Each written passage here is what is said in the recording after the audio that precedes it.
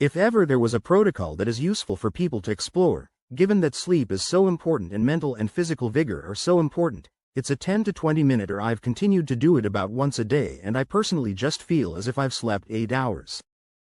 I feel amazing. People who did this experienced a 60% increase in dopamine in these key brain areas. What is this? I first thought about and learned about something called Yoga Nidra. Yoga Nidra means yoga sleep. There's 1,000-year-old or more protocol where you lie down and you try to stay awake while remaining completely still.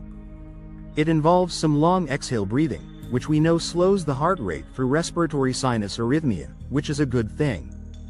It slows the heart rate, and it had long been used as a way to offset sleep loss as well as to just create states of replenished mental and physical vigor. Even if you slept well, and there are a bunch of theories and some actually interesting writings about Yoga Nidra potentially allowing people to tap into intentions and things like that. Okay, great. I learned about this process, by the way, somewhere around 2015, 2016.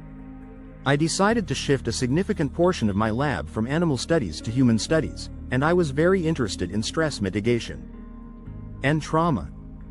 So I went to visit a trauma treatment center in Florida where they were doing Yoga Nidra with people every morning for an hour. They would wake up. They would do this Yoga Nidra for an hour. I decided to participate once or twice, and I found it to be incredibly restorative because I wasn't sleeping well on that trip.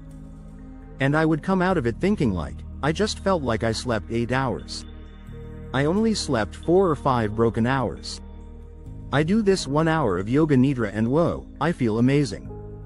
Like, this is wild. This is a big effect. What is this? Go back to my laboratory.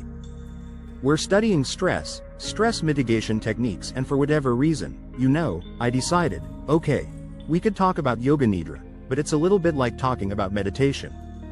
And then you have these names, which is, a little complicated for the scientific literature because it's not clear exactly what it is. And I want to be very clear. I'm not trying to take anything away from Yoga Nidra or those practices. I have tremendous respect for them. But I came up with this thing called non-sleep deep rest, or NSDR for short, which A, gives people some sense of what they're doing, and B, strips away the intentions and any kind of mysticism whatsoever.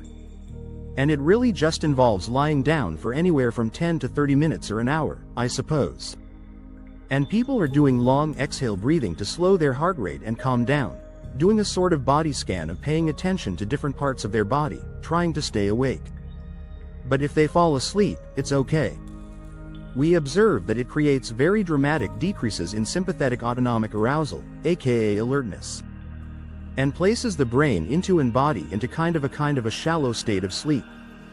Not surprising, but a state that is unusual and, at least to my knowledge, not observed in other meditative states, at least, to my knowledge. But to be fair, we didn't do neuroimaging of this, so we didn't have a lot of insight into it. I started digging around in the literature, and turns out there's a study out of a medical hospital in Denmark that had people doing Yoga Nidra for an hour, so very similar protocol, but an hour using what's called PET positron emission tomography, measuring the amount of dopamine in the reserve pool in a certain key area of the brain called the striatum, which is involved in the generation of movement. It's also part of the reward and motivation pathway, although there are a bunch of different pathways for dopamine. So I want to be clear about that. We talked about that earlier. So what they observed was really interesting. They observed, at least by positron emission tomography, that people who did this 1 hour Yoga Nidra protocol experienced a 60% above baseline increase in dopamine in these key brain areas just from this hour of lying there completely still trying to stay awake, listening to this script relaxation. I think like this is wild. And then there's some other studies showing that post-Yoga Nidra performance on memory tasks or other cognitive tasks has improved. I got very excited about this and started whittling down the non-sleep deep rest protocol to what we hope is the minimal effective dose, which is about 10 minutes of non-sleep deep rest. We've done some exploration of that in my lab. Currently there is a collaboration brewing between myself and Dr. Matthew Walker, the author of Why We Sleep, the great sleep researcher, the great Matt Walker, to explore what is happening at a neural level using brain imaging during non-sleep depressed Matt has some. My understanding is some insight or hypotheses. I don't know you know what exactly is based on, so I want to be very clear. This is all very preliminary, that certain pockets of the brain might be able to undergo sleep-like states in things like NSDR, yoga nidra. That is not whole brain sleeping, but it might be pockets of brain areas going to sleep-like states. But the whole purpose of doing these experiments going forward, this collaboration, is to figure out exactly what's happening at a neural level during non-sleep deep rest and how closely it mimics sleep. Can you recover sleep that you lost? We don't know. Here's what we do know subjectively. And again, this is anecdata if you will. These are people who have challenges falling asleep, often benefit from doing non-sleep deep rest, a 10-minute or 20-minute protocol at any time of day or night, because it's teaching you to self-direct your own relaxation. It's different than meditation because meditation involves focusing. Meditation is really a focusing perceptual exercise. Think about your third eye center, focus on your breath, redirect your focus every time it drifts. Meditation is a focus exercise, and work from Wendy Suzuki's lab at NYU has shown that it can improve performance in different cognitive tasks. But the traditional forms of meditation sometimes can disrupt people's ability to sleep well. Why? Well, you're increasing focus capacity to fall asleep. You need to kind of defocus and let go of your thoughts. It's kind of interesting. At the beginning of all yoga nidra scripts, at least the ones I've heard, you hear you're going to move from thinking and doing to being and feeling, very new agey language. But let's explore that. Thinking and doing is about anticipation. It's about memory to feeling and being. You're going into as much as possible, a purely sensory state, right? You're focusing on just how things feel. You're not thinking into the future, past. You're just thinking the future or past. You're just feeling sensation in your body. Very interesting. And we so different than meditation, different than hypnosis. Hypnosis is a sort of meditation designed to solve a specific problem. Quit smoking, relax, less pain. Okay, meditation. More of a focus exercise, non-sleep, deep rest. Is used to restore mental and physical vigor and to teach you to relax yourself. So it can be done in the middle of the night. If you're having trouble sleeping, it can be done in the morning. I did it this morning.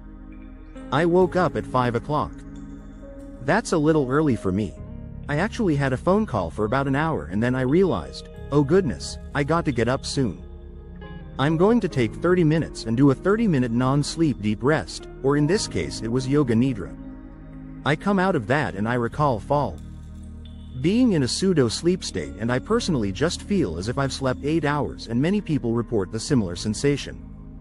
And again, it's subjective, but I think if ever there was a protocol that is useful for people to explore, given that it's safe at zero cost and that sleep is so important in mental and physical vigor, or so important in the data on dopamine, it's a 10 to 20-minute yoga nidra or NSDR script.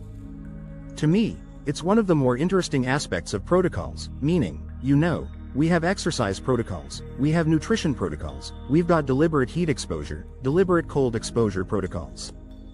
What about protocols for restoring mental and physical vigor that aren't meditation, that aren't hypnosis, that aren't pharmacology? And what does that look like? It's taking the brain out of that anticipatory modes. So if we speculate, okay, move from thinking and doing to being and feeling. Again, very new agey. But what are we doing?